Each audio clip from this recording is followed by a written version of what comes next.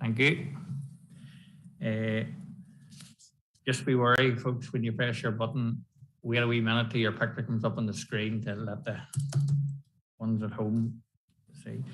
Any apologies?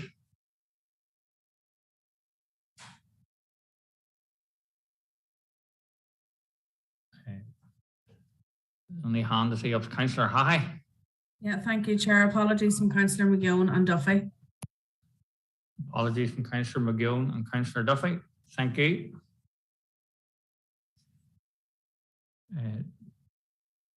Declaration of interest.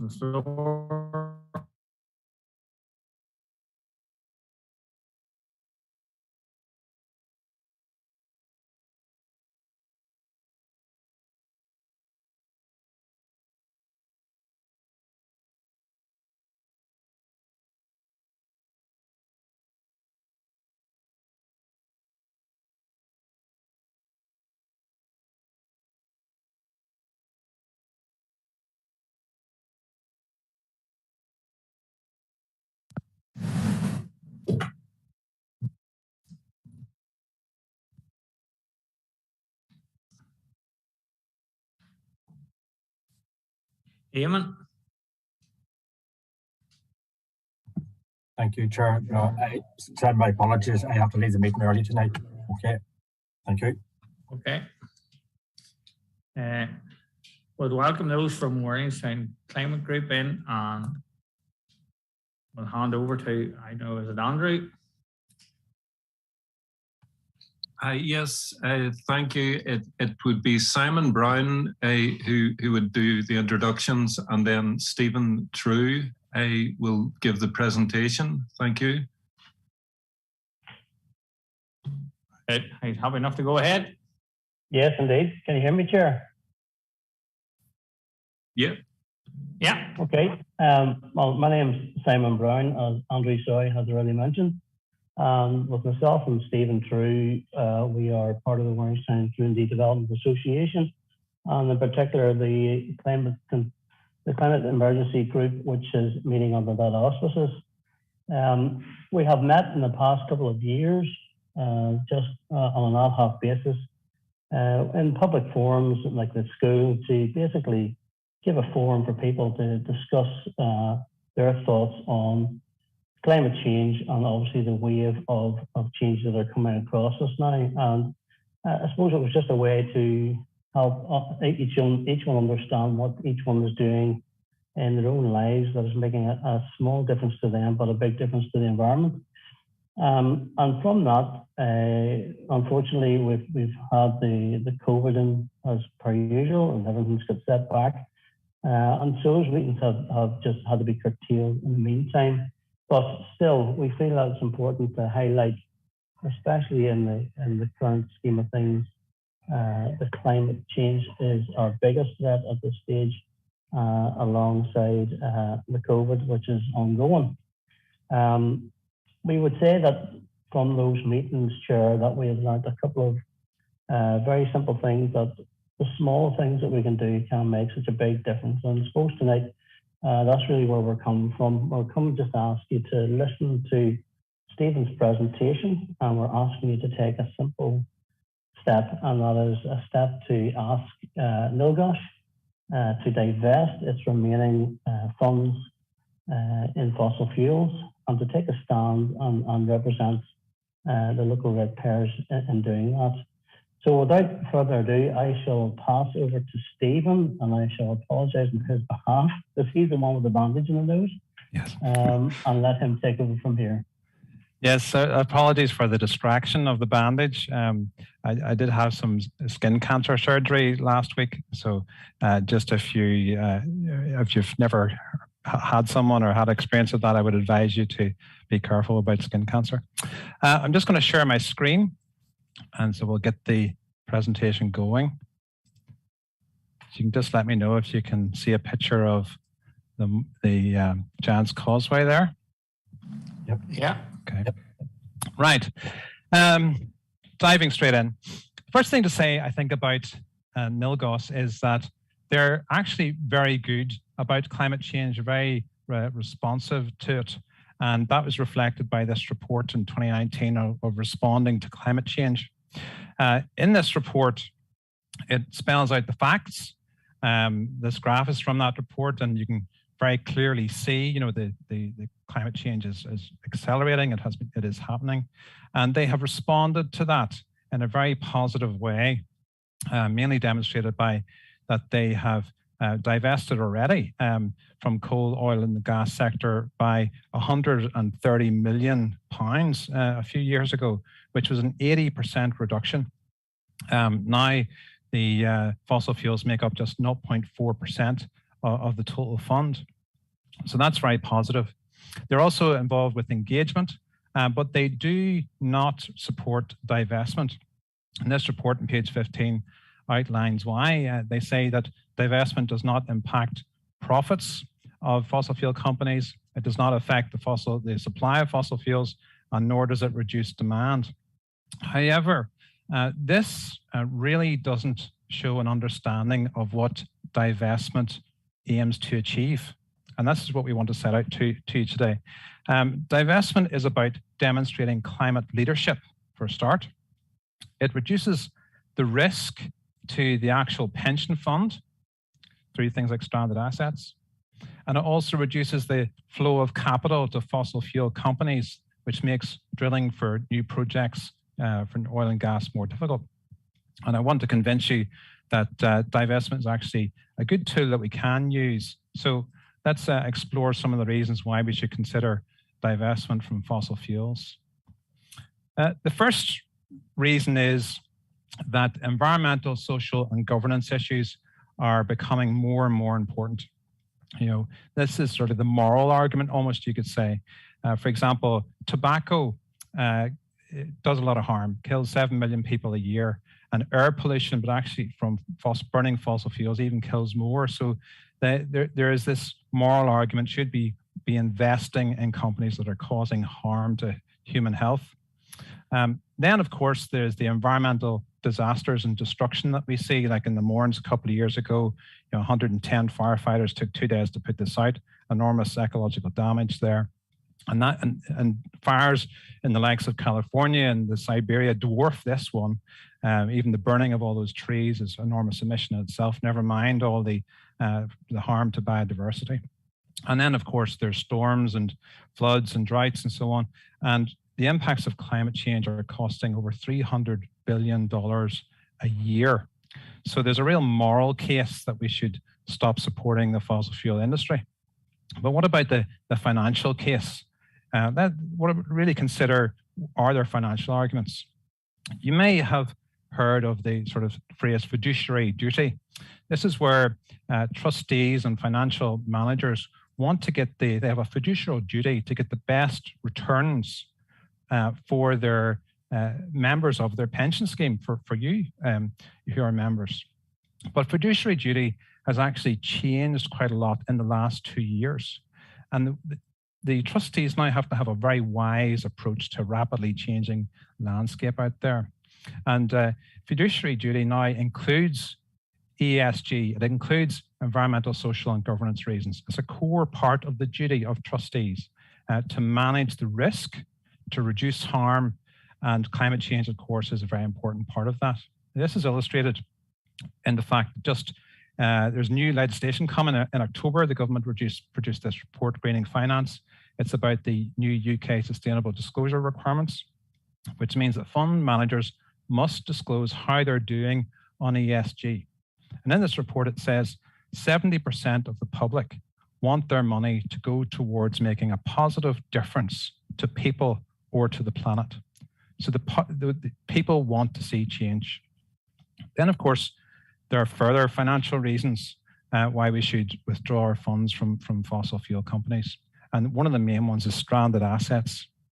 Stranded assets means that an asset turns out to be worth less than it was expected to be as a result of changes associated with the energy transition. And this means there's actually a real risk that fossil fuel companies could go bankrupt. Companies that the fund is invested in could actually go bankrupt because of stranded assets. And this has actually already happened quite a lot. The world's largest coal producer went bankrupt several years ago. Then in 2020, over 100 oil and gas companies went bankrupt as well. This shows why Nilgos has sold off 80% of its fossil fuel investments because they're high risk. What about divestment is it effective? What impact would it have on the portfolio? Well, the largest investment group in the world, BlackRock, did an analysis of 13 different funds, and they find that divestment from fossil fuels actually improves and does not weaken investment returns. So it's actually a relatively positive, prudent measure to do to use divestment to help you grow your fund. And this is illustrated by the performance of fossil fuel companies in the last decade. This is the S&P's worst sector over the last 10 years. That red line is the energy sector. The average is that dark blue line, and the highest performing has been the tech sector, as we've all seen. So they're not a wise investment. They haven't been for over a decade. What about the remaining oil majors that the likes of the 0.4% that Nilgos still invests in, like BP and Shell and so on? Well, their performance is flatlined as well. This is an industry that doesn't have any future. So why are we putting our pension fund into something that has no future? Some financial managers would say, well, these companies still give a good dividend payment. Well, let's look where that money is coming from. The free cash flow is the money that these companies have made from selling their product, from oil, gas, and refined products and so on. And the dividend and buybacks is vastly greater than the free cash flow. They're operating at a deficit, a growing deficit. So it's an increasing risk with these oil majors as well as all the other companies that have already been divested from. So divestment should be considered. Some people say it's an argument of should we divest or should we engage? But I don't think that's actually the point. What we should do is use a twin track approach. Nilgos does do engagement and does it quite well at the moment. You can read a lot of their information about that on their website. But we need this twin track of engagement plus divestment. Divesting from fossil fuel companies helps to keep the reserves in the ground. You may have heard the figure that 80% of actual known fossil fuel reserves need to stay in the ground to avoid 1.5 degrees of global heating. And we need to continue to engage with fossil fuel, the consumption industry, not just we divest from the extraction and we engage with the consumption industries like transport, construction, and so on. And also engage with banks and insurers to ask them to stop funding fossil fuel, to lend and so on. And this is using divestment not as a blunt instrument, it's a targeted instrument to divest, say, from fossil fuel extraction companies that generate more than 10% of their turnover from fossil fuel extraction. So that's why I believe it's a case of do both, not just one or the other. And there have been some really good examples of really large companies that have done this. The world's largest pension fund chose to divest last October, APB in the Netherlands. They are actually divesting 15 billion euro out of fossil fuel holdings by this time or the end of the year.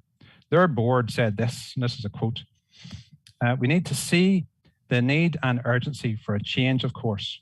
We part with our investments in fossil fuel producers because we see insufficient opportunity for us as a shareholder to push for the necessary significant acceleration of the energy transition at these companies." If someone as large as this has divested, and there have been 1,500 companies around the world who control about $40 trillion of investment funds have chosen to divest. What about other councils around the UK? Well, Luton Borough Council supports it, Glasgow supports it. These are all within the last few months. And just a couple of weeks ago, Bedford Borough Council has joined in as well. They are stating publicly that they feel that their own pension schemes should also divest from fossil fuels. So I think this is really showing it's time for leadership to accelerate the transition away from fossil fuels and respond to the growing call from constituents for action. And you as a council can do this by writing to Nilgos, requesting that they fully divest from fossil fuel companies and continue the positive work of engagement with heavy consumers of fossil fuel to speed the energy transition that we so need. Thank you very much. And we're happy to answer questions. Thanks very much. Any members, any questions?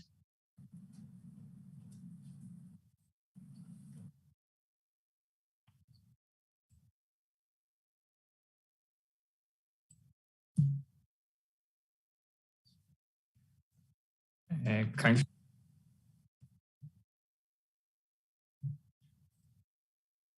Sorry, was that Chair? Was that me? I didn't catch that. Oh, I think it's me. Councillor. The wonders of modern technology.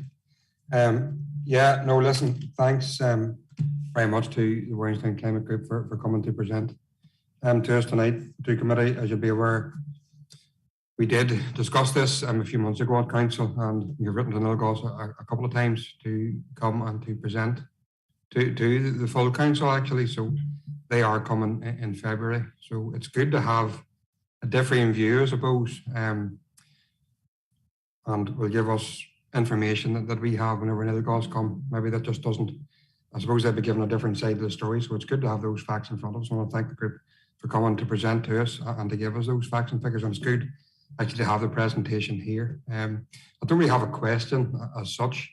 Just really to thank the group for coming and for bringing us the information. Thank you.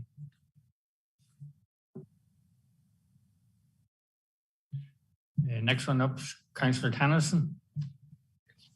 Yeah, thank you, Chair, and sort of in the same vein to Councillor Baxter, not so much a question, more comment.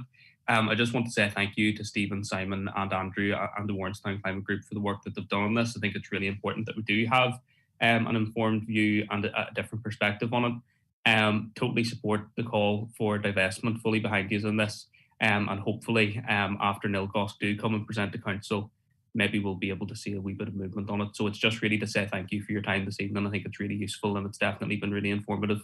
Thank you.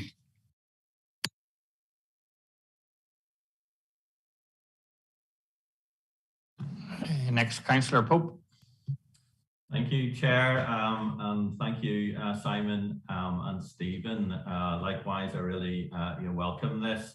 And firstly, to say, as Councillor Tennyson, I really support this. I was reading on one opinion that there is a risk of some investment houses or trusts that could buy up shares that are disinvested, and then potentially there is a risk that that they may influence or slow that particular company in their transition or potential transition to renewables or to net zero. So it was just, as I say, that was just one opinion that I'd read on that. It would just be interesting, Stephen, for your comments on that and how that risk would be addressed. Thanks. I think we need to look at the evidence of how these companies are transitioning. At the moment, there's a briefing with a few bullet points I think you have, and at the moment, fossil fuel companies invest less than 1% of their total capital expenditure outside of oil and gas. They even have known that the need to reduce emissions since the 80s. Even some of their own research showed that greenhouse gases were causing a severe problem. And I think there's a lot of inertia with these industries. And you can see it in electric cars. For example, it was Tesla, the innovators who have begun to set the pace. And the incumbent companies are really too slow and are playing catch up. Same with the tech industries. We all know how Microsoft were too slow when it came to the internet and Google took over. So why should we keep investing in companies that really are too slow to change? And I think it's so much, there's a risk to the fund. There's a risk to your pensions. And so why keep money in there whenever it's at risk? Now, in terms of other companies buying that up, why they may be buying up an industry that has no future. So I don't understand why people would want to do that. The transition will have to happen, and companies that don't transition fast will get left behind. It's as simple as that. Thank you. Chair, is it okay if I come back in? Yeah, that's okay.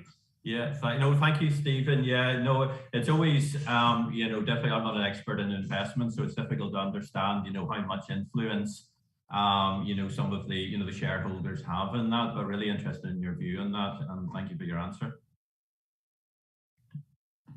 And next up, Alderman Mitry.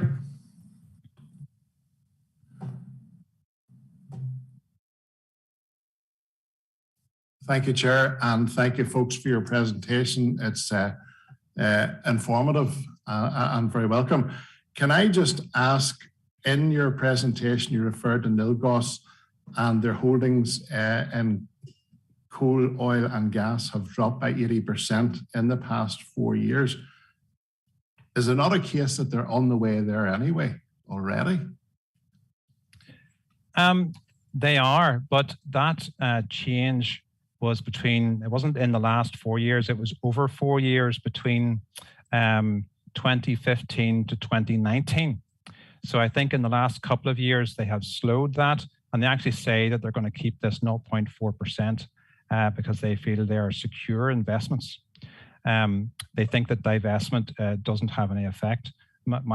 Hopefully my argument today helped you see that divestment certainly isn't a risk. It could improve the pension fund, and it also is having a massive impact. The chairman of Shell in their annual report a couple of years ago said that if companies continue to divest, they would have a significant risk to their operations. So that is forcing, that divestment is forcing companies to change. And the evidence of engagement over the last 15 to 20 years is scant that it is effective. So I think we do need to use both, but I think the time has come to divest from fossil fuel extraction industry. I just want to point out it's purely extraction. The Nilgos highlights Firmus, for example. I just got the letter about the price going up 33% today, but anyway, we're not talking about divesting from the likes of Firmus, distribution companies. It's the extraction industry we're talking about here. So we're not going to impact Northern Ireland jobs and that kind of thing. So that's a very, it's not divestment as a blunt instrument. It's a very targeted type of divestment we're talking about here.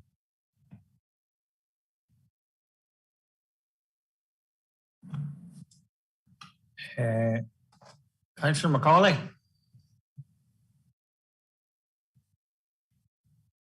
Yes, thanks, Chair, and thanks, gentlemen, for coming along tonight. I'll obviously be honest, and I think you've given me a wee bit of an insight into what it's all about. I think really as probably as the world economy does recover from coronavirus, I think it is important to ensure that we are sort of going forward in a responsible and greener way, but supporting the sustainable growth and transition. But very interesting to hear what you had to say, but just to say thank you, and we'll certainly lots of food for thought tonight. Thank you.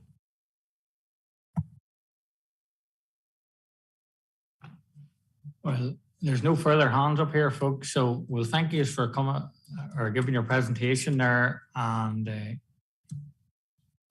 we'll move on to the next item on the agenda. Everyone happy enough?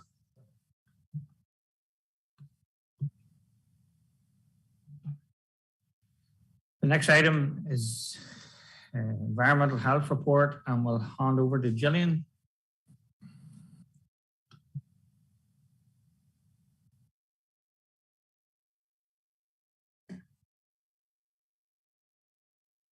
Thank you, Chair, and good evening, members.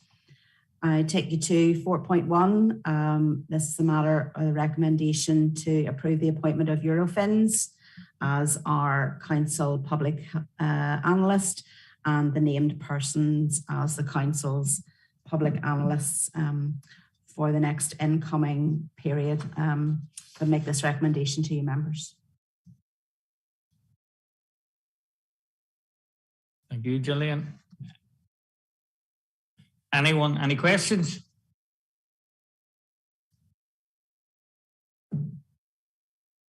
There's no questions. Can I have someone to, oh, sorry, Councillor Baxter.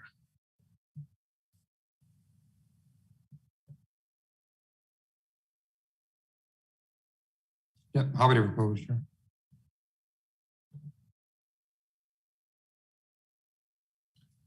Can I have someone to second it, please?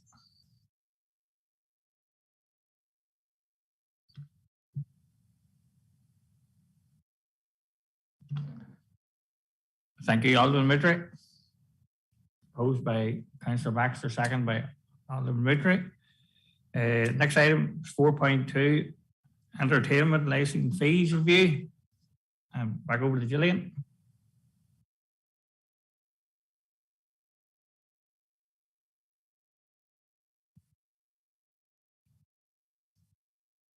Thank you. The recommendation is that the council consider the correspondence from the Departments of Communities in relation to reduced fee for entertainment licensing renewal applications.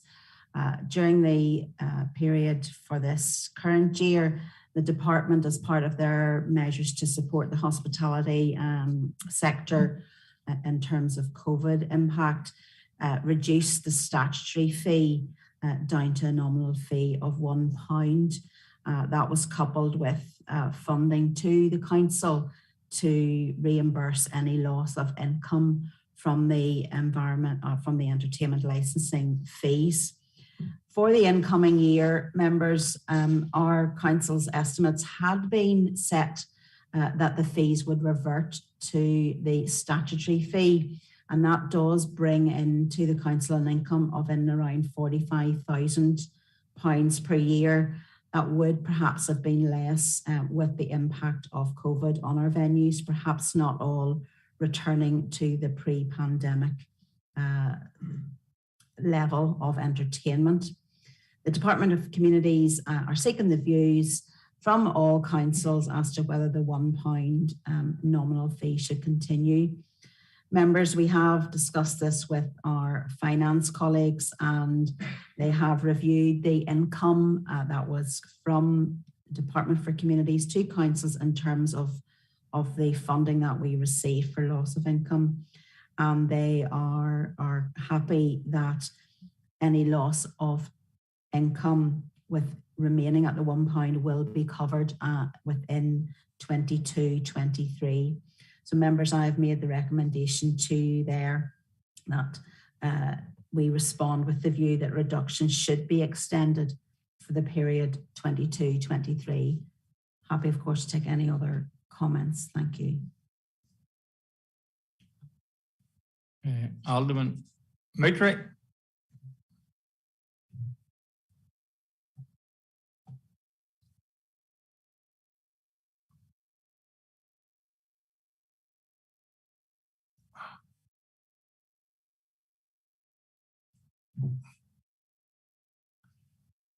How long do you wait?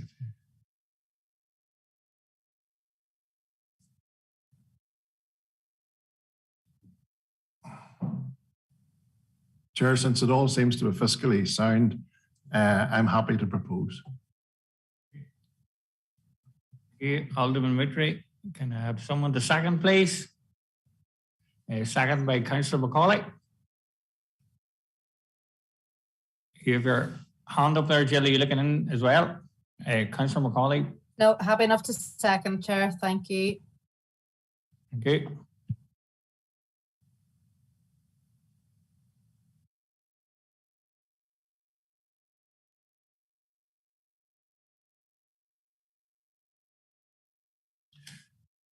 No further hands up, folks. You're happy enough to move on to item 4.3. Next information, item 4.3, Council's actions to deal with fly tipping and the clean neighbourhood enforcement. Anyone, any questions?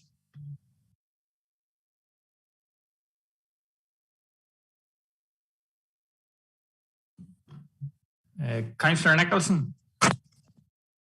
Yes, Chair, thank you very much, and thanks, Gillian, for your report. Gillian, we had a discussion, it was in last month's minutes in this committee, and and you did refer to the Clean Neighbourhoods Act, and there was a discussion in relation to properties, sort of front gardens, back gardens, and just general condition.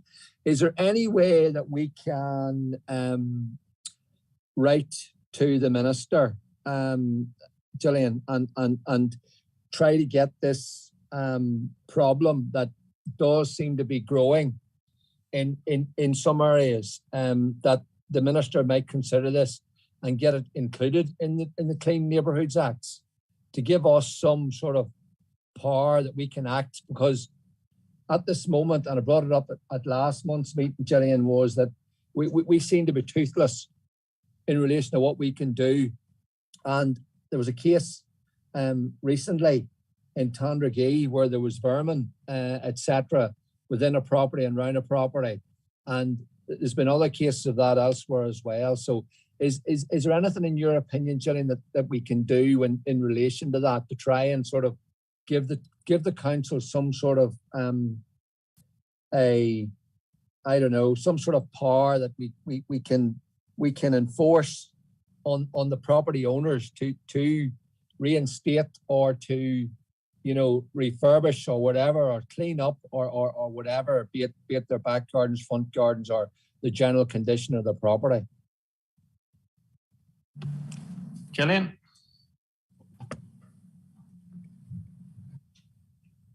Thank you, Chair. Yes, we have picked up on that action from last month's committee, and there is a draft that we have ready to go to the department. It probably would be to the DERA Minister. They are responsible for the environmental side of our work. So that is something that we can do, and that is underway. In relation to the legislation as it is something which I think I've said that we had wanted to be amended some time ago. There may be opportunity through the environment strategy that will be going through the Assembly. We did reply with some comments on that at the end of last month. So there may be opportunity in there, because I believe that strategy also includes a review of some aspects of the fixed penalty notices for litter, etc. So we will use every opportunity that we have to bring that to the fore. We have done in the past, and without any success, it would require a review of the legislation. So we will ask the Minister to build that in. Chair, if I can just refer to item 4.3 and to the report which we've presented for information.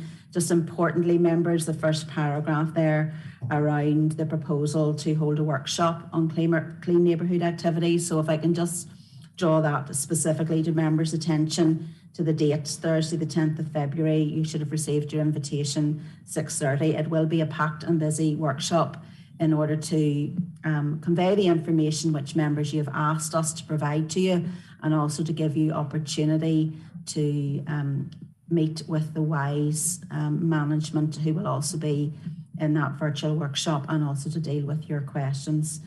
So members, I would just remind you of that and the opportunity that we will have to discuss these matters. I do hope that Barry and I will have some information to you in advance of next Thursday, which will help our discussions. So thank you, Chair. Thank you, Gillian. Just members be aware of that workshop. It's next Thursday night, so everyone will have their chance to get in on issues that is bugging them in their constituencies. There's only one more hand up here. Councillor Hahn. Thank you, Chair, and thank you, Gillian, for that information. I suppose initially I had indicated to speak to, ask whether Councillor Nicholson wanted to make that a proposal, but Gillian seems to be saying that she's content there is a request or a letter going to be sent to the Minister. It was just to back this up. I mean, I'm conscious I'm going over old ground in some respects. I've talked about this a lot, and a number of other councillors have, but just to kind of put it in perspective, we're not just talking about landlords who decide they couldn't be bothered to do it. We're talking about even banks who have repossessed houses, who are willing to just let these properties, they're surrounded by houses and property owners who look after their gardens, who make the effort to keep their communities looking well. So we're talking about organisations, we're talking about property developers. We're talking about bad landlords as well. We're talking about a lot of different groups here, and it's clear from my time in council anyway, it's clear that officers do not feel that the legislation is strong enough for them to kind of push this forward and deal with these matters. So there is no point. And I mean, I take your point, Chair. I'm really looking forward to this meeting next week. It's going to be a great opportunity for us to talk about it, but I am under no illusions that the solution is not to all of our problems. The solution is not within our power.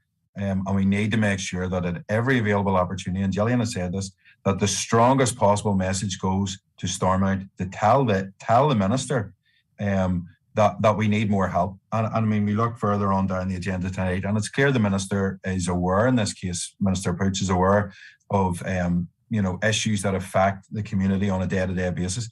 This is one of those issues. We cannot hide from this. So, initially, as I said, I was going to ask Councillor Nicholson to propose and second and all the rest. But if Gillian's content that a strong message has been reflected from us about these issues, then I'm happy to let it go, and I'm looking forward to next week. Thank you, Chair. Thank you. Gillian, do you want to respond to that? No, you're happy enough. Everyone happy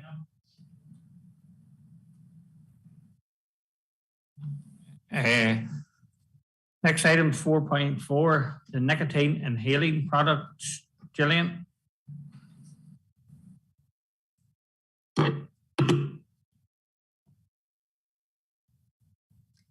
Thank you, Chair. This is an opportunity to advise members that the Council has been given new statutory duties from today in relation to two aspects of nicotine and smoking, which are aimed to protect young people under the age of 18. The first there is around what we would maybe call e-cigarettes.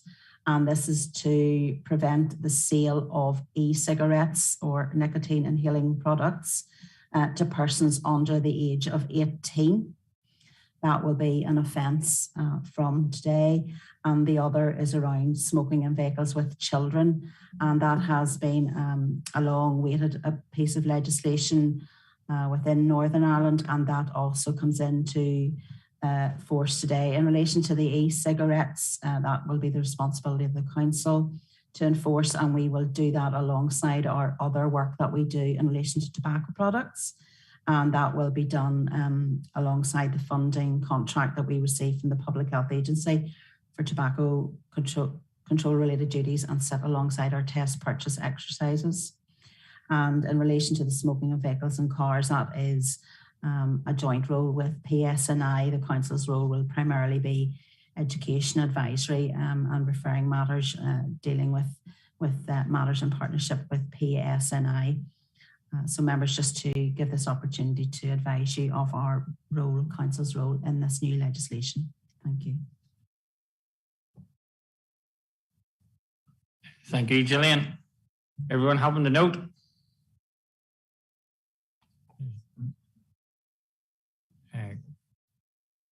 Councillor.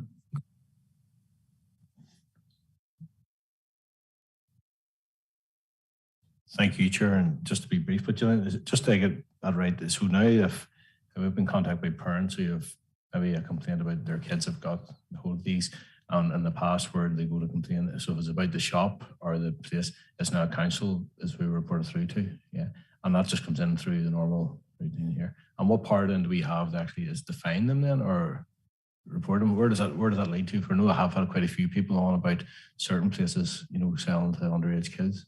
Thank you, Chair. Gillian.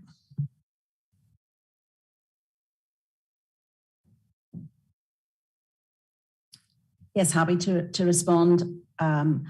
Again, if the evidence comes from a complaint, we would investigate that, take a statement probably from the parent or the family member. We would seek to speak with the retailer who's doing this and remind them of their duties. If we had strong information, then we could serve a fixed penalty notice. Other than that, it would sit alongside our test purchasing regime, which we try to do a couple of times of the year. So even if we don't get complaints, then we will target premises on that side of it. So yes, it is something which would have been complained about quite a bit in the past, and we had not got those powers. Now we do. Thank you, Gillian. Everyone happy to move on? Thank you. Could I have a proposer and a seconder to go into committee for the consideration of confidential items of business? Proposed Councillor Baxter, second by Councillor Greenfield. Members and online viewers, in accordance with Schedule 6 of the Local Government Act, we are now moving into confidential session of the council. This means that we'll be turning off public feed of the meeting. This bill will be returned when the meeting is restarted. Can I ask IT please to confirm that the feed is disconnected?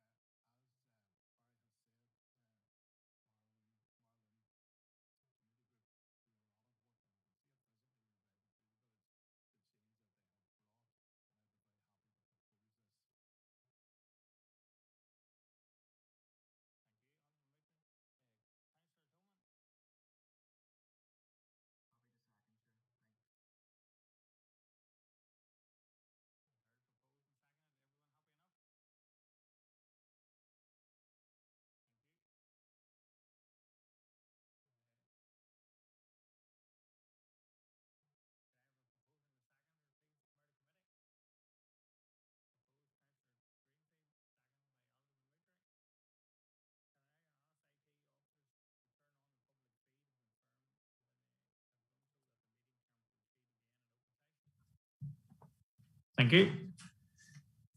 The next item is agenda item 6, correspondence from the Agriculture Minister again the number of rising noise complaints.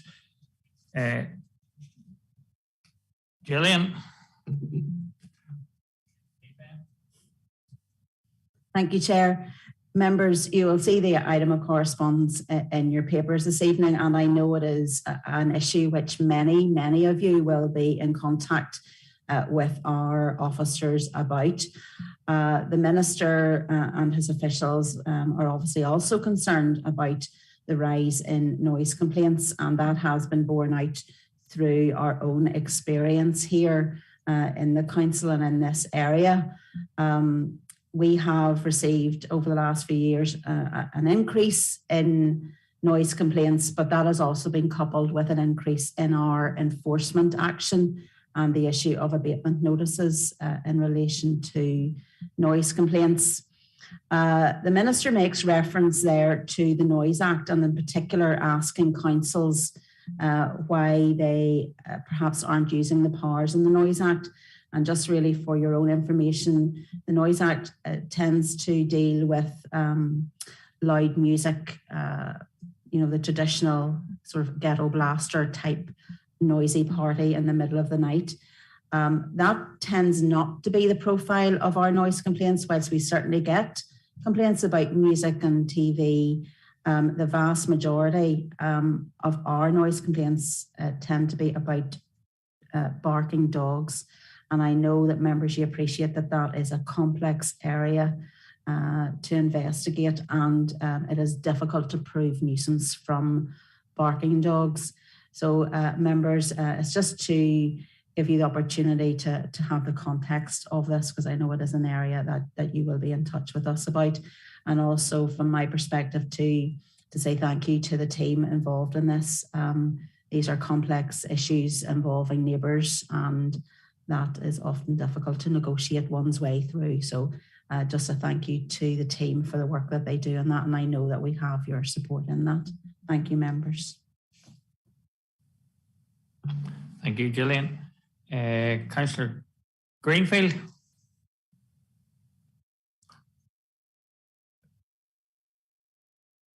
Thank you, Chair. Gillian, just one question as you're saying about it's mainly barking dogs. So would it come through yourselves in the likes of the loud exhausts and racing around the town? For it's issued quite a lot in Banbridge and there's quite a lot through PCSP and stuff, but I'm just wondering, is there any remit under that for it? It's something that does keep cropping up at time and time again, and how does it get dealt with, I suppose, maybe is my question around it. Thank you, Chair.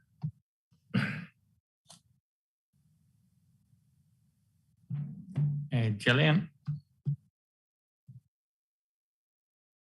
Thank you. Yes, my understanding would be that is dealt with by PSNI under the roads order, and all of the legislation that deals with vehicles and modification of vehicles and such like. It is a difficult area where perhaps you get that, sitting in car parks and revving engines and things like that. And I know sometimes there would be maybe joint work done with PCSP on that side of it. From our point of view, thankfully, that part of the noise is PSNI. Have enough, Councillor Greenfield. Councillor Nicholson. Yeah, thank you, Chair, and thank you, Gillian. And I share your feelings in this, Gillian. I've had a number of these, and they are quite frustrating. And just my question really would be, at the moment, when you do report if there's noise, as you referred to, someone coming in late, having music on, etc., and it's part of a complex of shared accommodation, apartments or flats or whatever, and the person who's doing the complaining, the only advice seems to be to them is to keep a diary of the events and build a sort of a narrative up in relation to that, and then it then will maybe deem that sound equipment's required. is there any discussions going on with the department in relation to that to try and sort of maybe simplify the process? I know you can have a one-off incident, person get a warning and turn the music down or whatever, but there has been cases that I've been involved in, and it has become, the people just looked at me as if I'm crazy. I said, look, you have to keep a diary, you need to keep it for X number of weeks, whatever, record every incident, and then we'll maybe look at putting sound equipment in. And all they want is the person to be a bit more considerate. Is there any discussions, as I say, with the department to try and sort of find a better kind of vehicle to deal with this? Because I find what we have at the minute, to say it's clunky it would be an understatement. It's just so sort of driven by red tape. I'd like to get your opinion on that, Gillian. Gillian? Thank you, members, and Councillor Nicholson. We do understand the frustrations of folk and the members in dealing with noise. Noise sits under what we call the statutory nuisance side of things, and statutory nuisance at best is a complex area of work where we have to establish a statutory nuisance, and we can only establish that through a pattern really of behaviours. So that is where we ask for the diary. What that does is establish a pattern which we then can use for I suppose a couple of reasons. Number one, to determine when is the best time. How do we use that to determine when to put in noise monitoring equipment? And second thing is also to build up a picture of evidence, which you would use if you go into court in terms of a criminal case, because as you know, this legislation is criminal legislation, and therefore it is important that we come with the evidence. I do absolutely understand the frustrations of someone who is subject to noise, that there isn't a straightforward answer to that, but that is legislation around statutory nuisance. I don't think the department would, and nor would I want to say that it's up to the department to change that. That is really just part of an investigation process on our part, and that is the same across Northern Ireland. If we do get a complaint, first of all, we will, of course, always advise the alleged noisemaker that we have received complaint. And we always say, if this is a situation and this is a case, then we would ask you to be more considerate. So they will always get that initial warning, as it were, around noisemaking. But I do understand the frustrations of folk, but it is a complex area which we must establish nuisance and establish the evidence for that. And the team worked very hard at doing that, but I do understand, as I say, it is a complex area with this long drawn out type of investigation. Chair, can I just come back there? Yeah, Sam. Yeah, thanks, Chair. And look, thanks, Gillian. And I totally, I don't envy your team. They do a great job because, as I say, they are tied to the legislation, and I understand that you have to create this sort of evidence base in order for that if it is a situation that it can stand up in court or whatever. So, but look, it's just obviously I wanted to bring that up, that there has been in my experience, the time you get to that stage, people are ready for the hills. You know what I mean? They've gone through this terrible experience of a noisy neighbour, and unfortunately, as you've already said, it just takes that time to deal with it. So I appreciate your honesty, Gillian. Thank you.